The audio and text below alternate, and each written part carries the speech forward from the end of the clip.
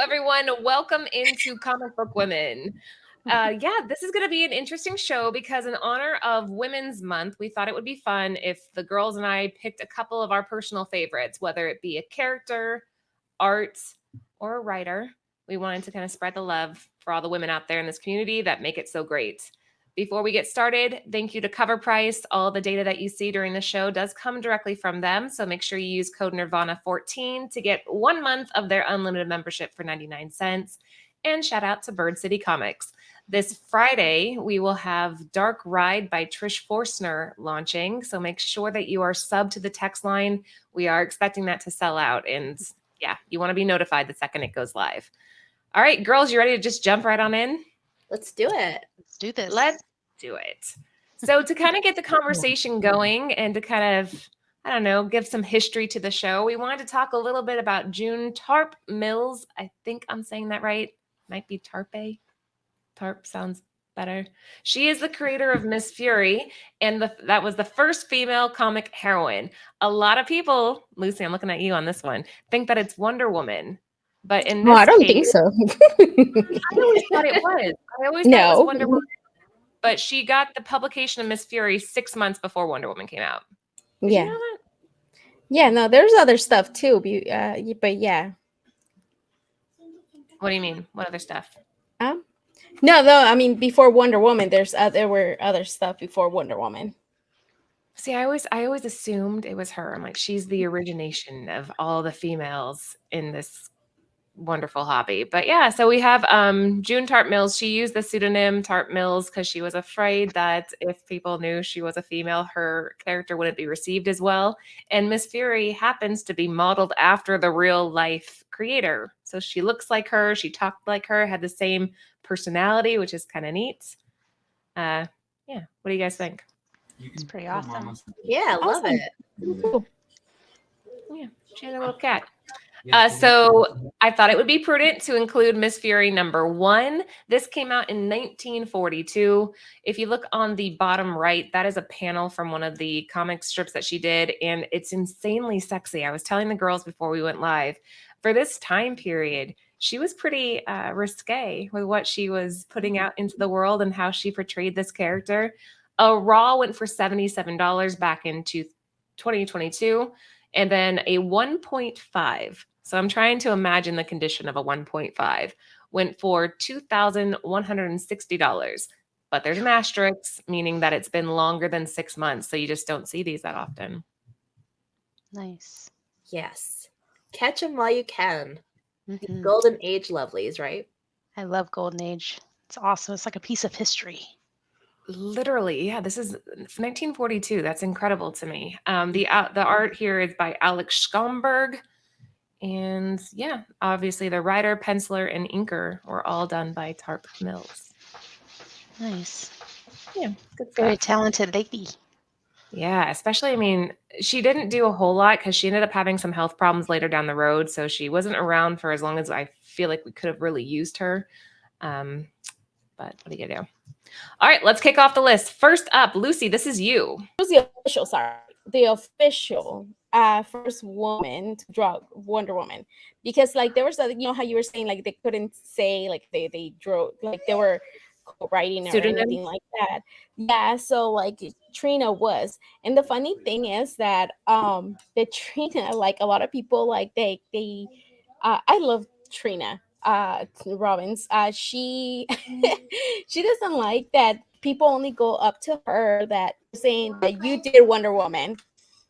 She doesn't like that they tell her like that she's known for just Wonder Woman because she's like, I have done so much, before Wonder Woman, that now people like they just come up to me saying like, oh, you did Wonder Woman, and it's only a small, it's a miniseries, it's only 4 issues.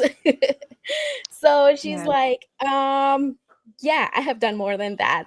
But for me, knowing that this was, like the first official, it means something to me, that she was the first official lady to do Wonder Woman. So, and I do own this. I posted so today's Tuesday, so a few days ago. So just to kind of add to that too, Lucy, she was actually an early participant in the underground comics movement. Yes. Oh, So she yes. was, Yep. which is So kind of yes, badass. that's what I'm saying. And that happened in 1973 when she did all the underground and how that happened. Like it was she read uh this art it was a strip a new strip of it was a story of like it was all woman, for women. And she thought it was it was pretty cool. It was about a heroine, Belinda Barkley, and it was like her revelation of becoming a feminist. So from there, she's like, I want to be part of this, and she messaged them, and she and then she started at Amy Babe Comics. That's it was a comic book all by a woman. It was created all by women. So it was the very first comic book created all by women. So That's neat. she's a That's very badass. Yeah. Well, So now I this one, understand. I wasn't sure why you chose this. I told the girls, I'm like, it's not a key. I'm not really sure. But now that you said all that, this is very neat. no, so like, and I also like because I was like, I love this book so much, but learning her like not just like I have done more than this, like, kind of like look up her work, people. Trina is amazing, and I love that she's very blunt. Uh and and she tells people like I've done more than this, okay? So do your research. Boom. And So $7 for a raw is not too shabby. I mean, that's a decent. no, no, and the one that I have, it's in pretty good condition. So I love this book. You should lab Nice. it. So that was like your old school pick, and now here's your modern. Why'd you So choose this? this one it's by oh my god, I don't want to butcher her name, but it's Kamo oh my goodness, Kamome Shirahama. She is a manga artist, and she's mostly known for her work. Witch Hat Atler. I wrote it. And I remember when this cover came out, I thought it was completely different from what I was kind of used to seeing the newer Wonder Woman, and you can tell on this one, like the manga in her face, that it's a little bit different, than all the covers from this run. And I picked a bunch of books on this. I picked like I think 5 copies of this because I loved it so much. Work it's influenced by the Lord of the Rings and Harry Potter. I knew you were gonna love this because her work is like she loves, so it's kind of her. She's influenced by those two right there. When I saw that, I was like, Laura's gonna like this. That's very And cool. she has done a lot of illustration for Marvel comics, DC comics, and stories for Star Wars franchise. She did a character design for the Elder, part of the Star Wars Vision short films that it was released 2021. And she wrote a 2020 and on 2022 manga adaptation for it too. So this lady, I do not see her name. She's Japanese. I don't see her name out there, and I think she's such an amazing artist, and I want to give her some love. So she has done On so Instagram? much. Do you know? Huh? Is Yes, she on yes, Instagram? she is, but she doesn't post much of her work. I did see that she was on Twitter. I didn't check her Twitter account though, but she is on Instagram. But she doesn't post much of her work there, which I Well, wish she did yeah, because I'm glad it's you brought it up. amazing. Yeah, like I and like I said, she done a lot of like DC. I saw like she did a oh my god, the Super Sons, and Birds of Prey. Like I have some of those books. I picked them up because I knew it was her. And again, you don't see this. And look at the like her hair, everything in this book. And again, it's not a key issue, but I think this one's such a badass that she needs some appreciation. I love it. I think that's very cool. But for $6 raw and a 9.8 for $31, again, the asterisk is there, but still, somebody got a steal. They essentially got the book for free. Right. So yeah, this is very cool. Nice. Let's Great keep pick. cruising. This is Sarah. I am in love with this pick, so I'll let you go ahead and tell why. Yeah, so I went towards a character, and Catwoman is one of my favorite characters. I was kind of thinking about, my I have a few favorite characters. And so like when I was little, like Catwoman and pretty much Princess Leia were like the two like, you know, main female characters in my, little pop culture kid life. Hmm. And so I got introduced from Catwoman by watching the Batman 66 TV show. And they were played, she was played by three amazing, powerful women. You're talking about Lee Merriweather, Julie Newmar, and the fabulous, wonderful Eartha Kitt. Um, Mm. Oh, so I this will be a dream if I can ever find this, but this is Detective Comics number 122. This was came out in April of 1947. This is the first cover appearance of Catwoman. I just love this cover just because I mean, first of all, again, it's Catwoman. It's the 40s and she's taking a swipe at like Robin. And so you got to think too like the 1940s like you're talking about Miss Fury, like women back then weren't, we were in the kitchen, we weren't having babies. We weren't like, these like powerful women. And I just love that she's on this cover like, taking a swipe at Robin. Um I just, and of course the outfit is on point. I love that, she's got the little pointy ears, she's still got she's got her purple dress and a cape and she's got her claws. I love it all. So yeah, that's why I picked this cover because I just love it. I think is fabulous. there's definitely something about that yellow and it's very simple, clean lines. I think it's kind of hilarious to have a cat swiping at a robin. It's kind of Right? perfect. Right? Kind of fits the narrative really, really well. And yeah, I could see this being a poster. I could see somebody having this hanging up in their office because this is very neat. Now I understand why you don't own one because we're talking a 7.5 went for $10,000. Right. So yeah, but still, very neat. Yeah. I love it. And here's your modern to follow it. Yeah. Oh my gosh. I'm on a mission. I know I can get this one. I just gotta find it at a reasonable price, but I was kind of hoping when everyone was like, "Oh, like comics are gonna like start coming down," that this would be one of them. And apparently, this one has like it Not has with no Adam effects. Hughes. I don't see Adam Hughes stuff going down anytime soon. No, no. And this is Catwoman number 51. This came out in March of 2006, and this is done by what Laura says is the fabulous Adam Hughes. Um, as I actually started like collecting comics when I again newborn comic baby. Um, I saw this cover and I was just in love with it and very like I almost came like obsessed with it. I still am obsessed with it.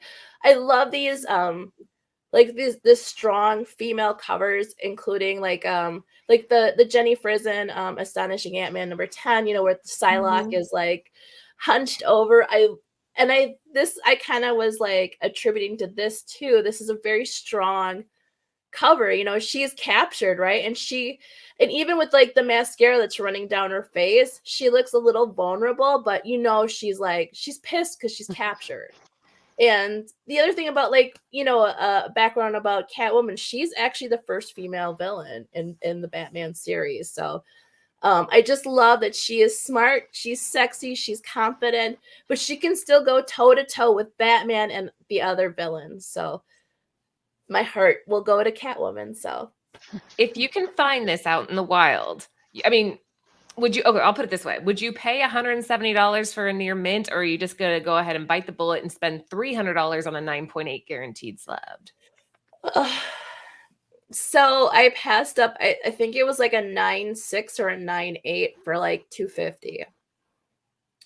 If it was a 9.8 for 250, that's not bad. I mean, Yeah. But see, this was like when I first started, and I was like, and I was, totally naive, and I was like, "Oh, I'm gonna get this. This is gonna be like $10, no problem." It has the numbers from Lost on it? I just realized that. That's so freaking What cool do 'cause you you guys mean? know? I don't watch it, so I don't understand it now. Oh gosh, have any of you guys seen Lost? No. It's been a while. I used to watch it, but it's been a while, like back These in were the numbers college. that were on the bomb shelter. This is like the numbers that he used for the lottery that he won. Okay, you guys aren't gonna get Ah. this, but that's really cool that has nothing to do with Catwoman. It's just kind of neat that they included it on this. That's crazy. Lost is such a cool show. All right, Mhm. very solid picks, Sarah. These are mwah, perfect. Right? Uh, let me Ooh. guess. Let's see. Australian. I'm gonna say these are Cynthia's. You would be correct. All right, and I actually physically do own these guys.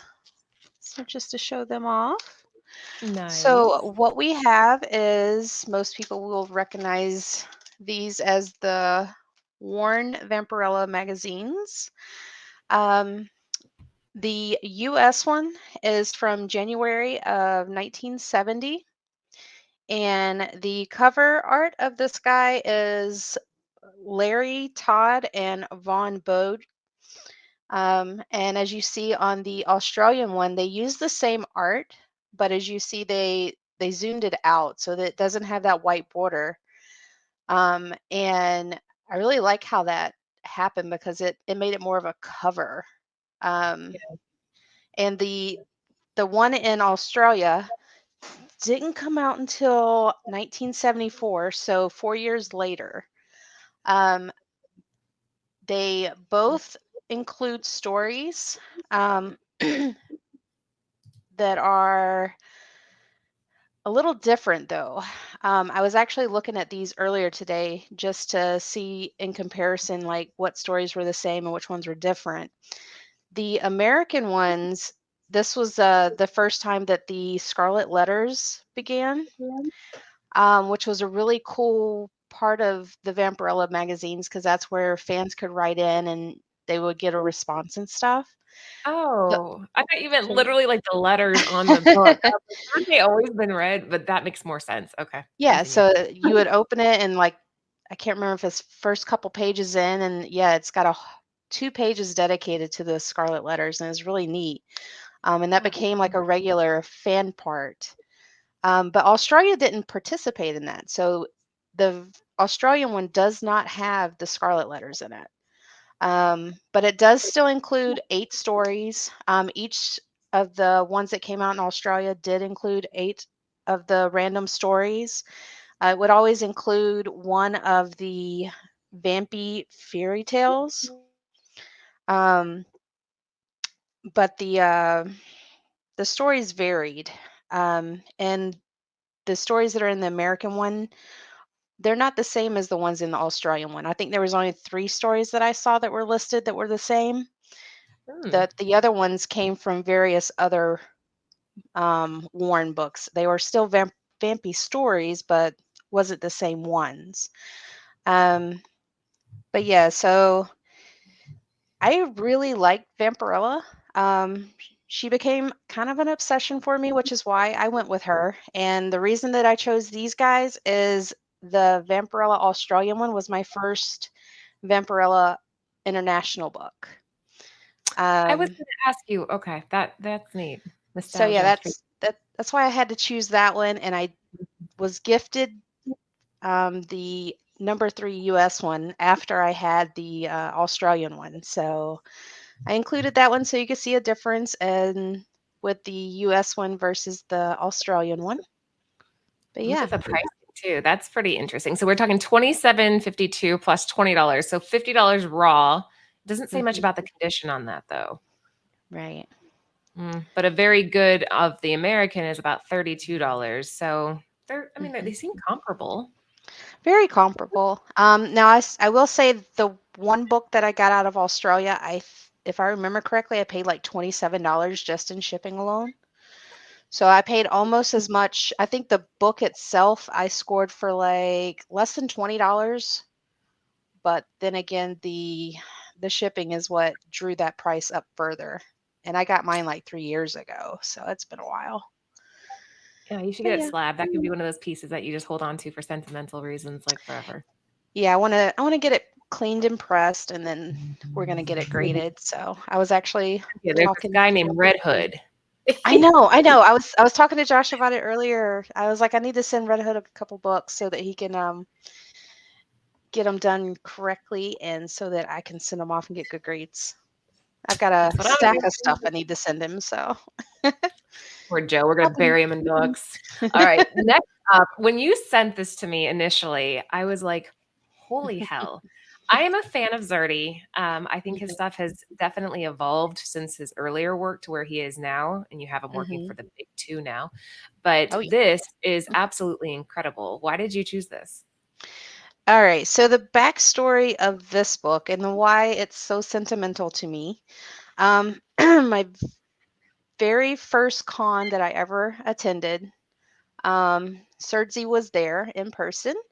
So I wasn't looking to pick anything up. I was just kind of like looking around at that point because I wasn't sure, it was so overwhelming since it was the first time ever being part of a con. Yeah, I get that. And so I was like, everything was hitting me all at once. But this book caught my eye across the room almost. So I was like, I wanted to get a closer look because I like vampires. I've always been a vampiric fan. And when I saw this, I was like, oh my gosh, that's a gorgeous cover. I didn't even know who it was. I'll admit that. I didn't know who the chick on the cover was. So I was a very like complete comic noob at this point. We all Like got to I start knew somewhere. nothing. Okay. So yeah, I went up to the booth, and he was standing behind the booth. He was conversating with everybody around him. His booth was very, very busy. And so I waited patiently until, he had a free second, and I was asking a couple of questions about the items on his table because he had a bunch of beautiful covers, but this one, the moon in the background, is what struck me because I'm a big fan of the moon. My name actually in Greek means goddess of the moon, so I'm Aw. always been partial Aw. to anything revolving around the moon. I'm just saying. I think that's why I like you. You see? Yeah. And so yeah, I zoomed in on this one. I asked him, like how much was it that I was interested in it. And, as he was talking to me, he like pulled it out, and then he made sure he signed it for me. And then he even went to work and did a little remark for me. I didn't even ask for any of that. He just did it. He's like a Oh, super nice guy. Like he's super down to earth. So he was my first artist meet and greet. He was my first signature, first remark. Everything happened in one day. So That's amazing. this kind of became like a little focal point in my collection. Like it's there to stay. I got to do something better with it because the copy that I have is actually an artist copy. There was only 400 of these made, printed. what? That's even cooler. So only 400 of these, and this one is 12 of 20. So there was only 20 artist copies. That's And yeah, insane. So this pricing doesn't apply to yours. This is like right. if you're just a peasant I like the rest of Yeah, I looked around to see if there were any other artist copies. I don't see any listed anywhere. So those that have them, I don't know where they're at. They're just holding on to them. But yeah, so yeah, it's All a right. it's I a love this great. one even more now too. Right? You guys are doing a fantastic job of putting books forward that really mean something and they have some substance behind them. And that's incredible. All right, let's keep going. So this was actually my pick. This is the X-Men #4, Volume 1 from 1942. Aside from the fact that it features really cool Jack Kirby art written by Stan Lee, I like that this is the first time that you get Scarlet Witch. I was thinking about this a lot today and yesterday, trying to figure out what character I just kind of am drawn to. And although there are several, Scarlet Witch, I've always kind of felt like her relationship with Vision is something that I can relate to, and her intense feelings as a mother, I can relate to. I chose this one. I clearly do not own it because it's incredibly expensive. But little fun fact on the front of this one, which you have the first appearance of Quicksilver, who's wearing blue. and Scarlet Witch, who's wearing green, although on the interiors, they're in their respective red and green. So it's interesting that the cover here was incorrect. They ended up doing a UK version that had the same coloring on the front, a facsimile in 2020, same deal. And then they did a reprint in 2002 where they finally corrected the coloring on the front, which I kind of miss now that I'm like looking at it and I'm like, okay, I don't know. I think I would still prefer to see the colors wrong just because I know it was a mistake in the original. I'd want it to stay that way. So first appearance of Quicksilver, Scarlet Witch, who is arguably the most powerful. Who can beat her? Who can beat her? Right? Jean Grey? She's a force to be reckoned with. I mean, she manipulates reality. Jean Grey can't do that. Can she? She's got like telekinesis. So does Scarlet Witch, though. She like can do everything. I think See, but if Rogue touches them, they take their power away, and she becomes them. so. Rogue wins. Do you guys watch Big Bang Theory? There was this whole episode where they're like debating about the hammer. It's the girls. They were making fun of their male counterparts. They're like, how can they sit around talking about comics all day? They're like, yeah, they're just talking about a stupid hammer. And she's like, well, the hammer, you have to be worthy. And they start debating it. It reminds me of That us. is, oh yeah, that's true. Yes, I remember that Sitting episode. around arguing about comics. Yeah. So that was my first pick, Scarlet Witch. I also wanted to talk a little bit about this one. This is Andy Granov. He did this cover back in 2000. Let me double check. I think it's 19. Yep, 2019. This is Deadpool number 13, which you would never assume that was a Deadpool book. But on the cover, you have Scarlet Witch and Vision just, I don't even know what you would call this, intertwined. The fabric here reminds me so much of Mark Brooks. I told Anthony, I'm like, isn't this Mark Brooks like to a T? And he's like, it does have that same vibe, but it's Andy Granov. This was the 25th, Marvel's 25th tribute variant. This came out from, I believe it was an unknown exclusive. The Virgin is the only way to go. They have it in a trade dress.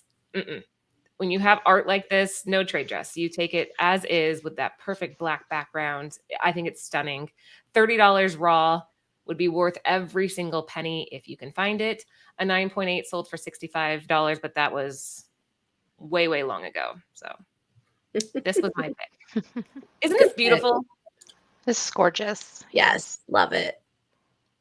Yeah. And you guys know that I'm kind of a sucker when it comes to Anthony. And one of the quotes she had in the comics, she said, don't you see, love is for souls, not bodies. Yes, I'll marry you. And I thought that was romantic. I know. Yeah. Super sweet. Sappy.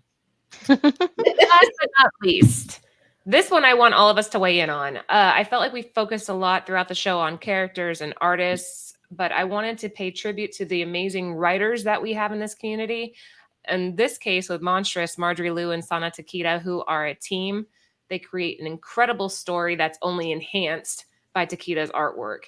If you guys have not read Monstrous, do yourself a favor and get that one immediately. Captain Marvel in the center. We just covered this recently. Kelly Sue DeConnick. She was the one that made Captain Marvel. And Birds of Prey by Gail Simone, because, I mean, we got to pay some respect to one of the OGs. And Lucy, I put this one on here for you. Oh, thank you, Joel. Yes, I love her. And you know, Joel, I know you guys call it, and for so long I was like Jolie. I kept calling her Jolie. And me and Laura were like, no, Jolie. But yeah, I love her, and I can't wait for the return of Lady Killer. It's pretty. Wait, weren't they optioning that? Didn't you say they did? Yeah, they did, but we haven't heard anything recently, so I don't know. Blake Lively was supposed to be, or Yeah. she was supposed to be the main character. But then again, she's had like how many babies since that came out, so. It doesn't matter. She can hire a nanny and go and be incredibly hot regardless. Absolutely. Ryan, can you hold babies for me? Right. It's my turn to be a badass. Oh, even Ryan with like baby like holsters all over him is still super hot, isn't it? Maybe even hotter. A baby on his hip. Ooh. Yeah. What do you guys think of these ones? Great picks. All of them. Yes. Fabulous. Yeah, amazing picks. You couldn't be better. Totally. I almost included Fiona Staples because I feel like Oh, no, Saga wouldn't amazing. have been as good without her art. Like her art really just pushed that whole story to another line. But I was like, I can't do another artist. I want to do some writers. So here we go. Yeah, check All them right. out. Check them all out. Again, I personally go to the library, check all these fabulous female writers. Another great one is Kelly Thompson. She's one of my favorites. Go out there, go check them out, go to your local comic book shop, pick these female artists, writers up and learn about the past, the present and the future. Well said. Domestic this and international. Ah, I love that. Very good, very good. All right, so that was it for us for tonight. And I know, guys, if you have any that you're like, oh, wish I would have talked about this. Leave a comment after the show. We read through those, we take your suggestions, and this was just scratching the surface. There are an insane amount of talented women in the comic book community. This was just giving you a little taste of some of our favorites. And make sure you check out our sponsors. We will be back on Friday. Lucy will be hosting Nearing Nirvana on Friday at 9:30 Eastern Standard Time. So make sure you support them. I believe you guys are doing another female-focused show this Friday. Fun. All right. Well, that's it for us tonight, guys. Have a good week, and we will see you later.